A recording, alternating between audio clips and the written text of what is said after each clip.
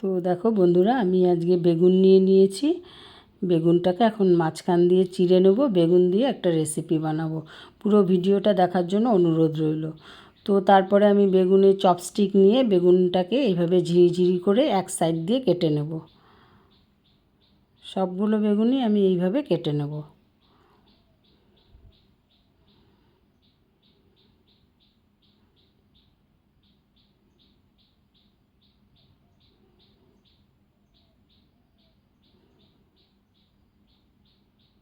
এই দেখো, এইভাবে আমি কেটে নেব। আমি আরেকটা কেটে দেখাচ্ছি।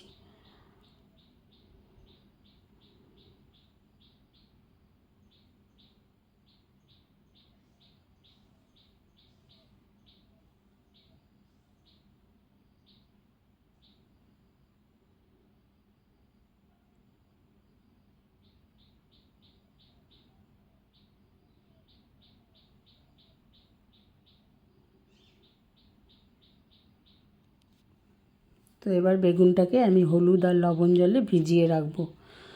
তো ওটা নরম হতে থাক। বেগুনটা হলুদ লবণ জলের মধ্যে ভিজিয়ে রাখলে নরম হয়ে যাবে।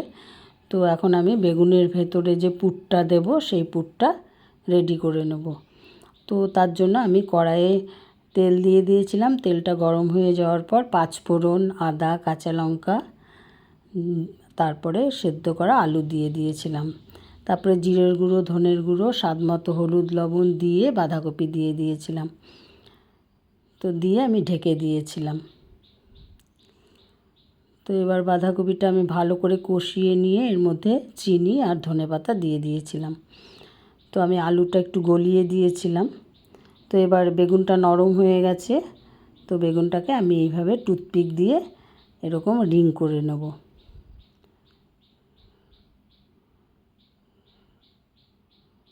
দেখো, আমার বেগুনের রিংগুলো সবগুলো রেডি হয়ে গেছে। এখন আমি বেগুনের ভেতরে এই বাঁধাকপির পুরটা ভরে দেব।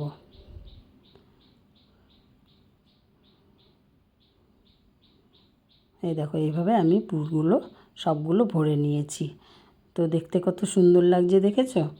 এটা বেগুনের চপ হয়ে গেল।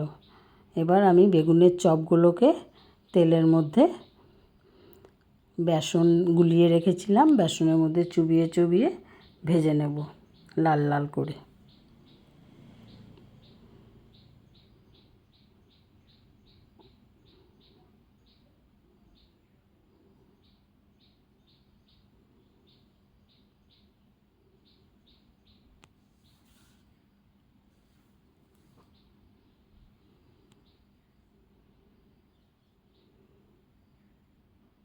এই দেখো, আমার সবগুলো বেগুন ভাজা হয়ে গেছে। এবার আমি এভাবেও খাওয়া যায়, কিন্তু আমি আজকে এটা দিয়ে একটু কারির মতো করে নেব, মাখা মাখা। তো তার জন্য আমি কড়াইয়ে আর একটু তেল দিয়ে দিলাম। দিয়ে এর মধ্যে কালো জিরা ফোড়ন দিয়ে দেবো। তারপরে আমি আদা, কাঁচা লঙ্কা আর টমেটো পেস্ট করে রেখেছিলাম, ওটা দিয়ে দিলাম। তারপরে জিরের গুঁড়ো, ধনের গুঁড়ো আর হলুদ আর স্বাদ মতো লবণ দিয়ে দিলাম। দিয়ে মশলাটাকে ভালো করে কষিয়ে নিলাম।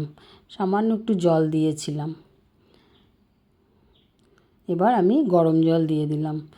গরম জল দেওয়ার পরে ঝোলটা যখন ফুটে আসলো, আমি ওই বেগুনের চপগুলো দিয়ে দিলাম। তো আমার রেডি হয়ে গেল বেগুনের চপের তরকারি।